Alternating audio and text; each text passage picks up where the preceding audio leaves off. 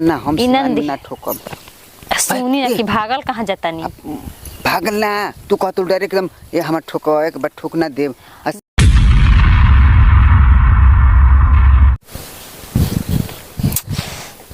हे भगवान का हम करी समझे में नहीं खे आवत आए मरद रहे ताजी दिन देखे के ना पड़त आए लेकिन मरद ना रहते हुए जौन ना दिन देखे के पड़ता तवन दिन देखे के मिल जाता वे दोगला खाली मरद हमरा के डहले बाटे आए बहरा में जाके का करता मजा मारता दूसरा मेहरारू संगे मजा मारता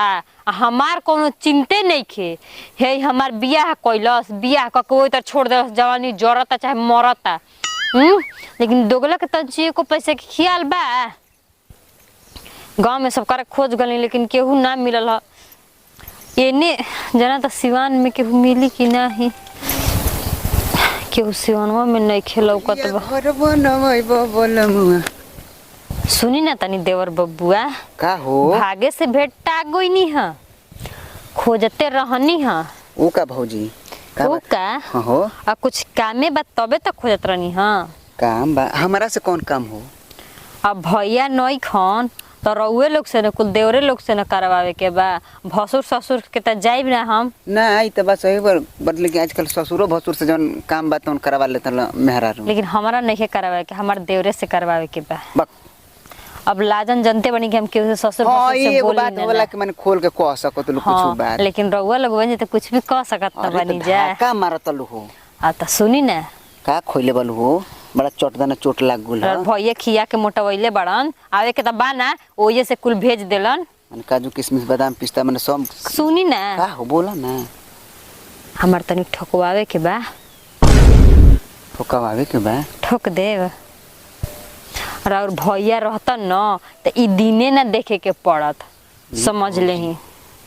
सिवान में कहत लो ठोक सिवाने में बात सिवाने में न ठकाई का घरे ठकाई आए तो कह सिवान में तो ठीक रही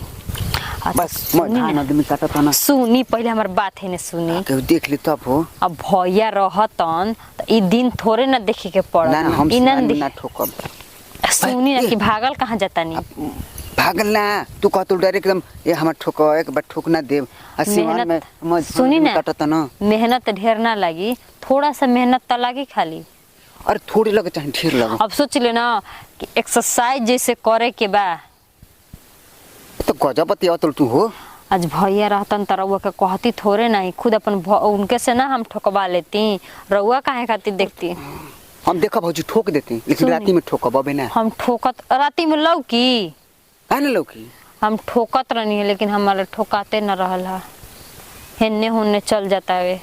नहीं होने चल जाते हैं तार कहे के मतलब का बा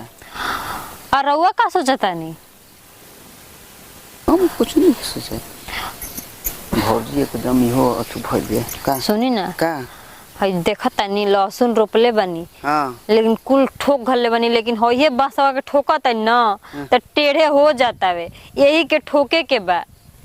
हे के ठोके के हां देखो तनी हिलत ओई तरे आ कुल के मार ठोक ठोक के गाड़ घलले बनी कि छेर बकरी चाहे आदमी लइका फई के कुछ कुदिया सना एकरा में ये ठोके के बाटे ओई से कन्या की तो नहीं भेटे देवर बाबू तो ठोकवा देबे करे के ना त मर्द के हाथ ठोका हिलता तो ओए ना कन्या रामे मुंह निकले ले खंती ना माने मुंगरी है मुंगरिया तो डेरा पे रखले बनी हां तो जा लेके आओ